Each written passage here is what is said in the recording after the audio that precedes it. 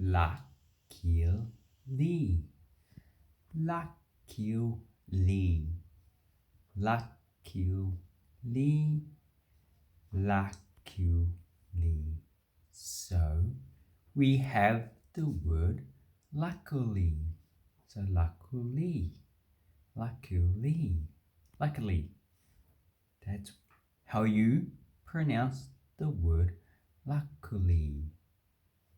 If you're pronouncing it in another accent like the American, luckily, it will have more of a broader vowel pronunciation.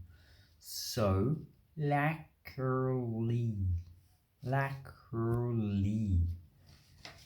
If you want to pronounce it in a certain accent, you need to know how their vowels in certain situations are spoken. We will not go into that here. It gets pretty complex.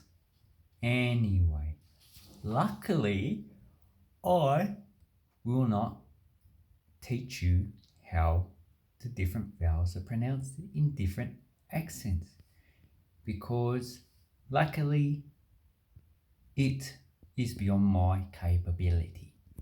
Thank you very much and have an awesome English learning time. Hooroo.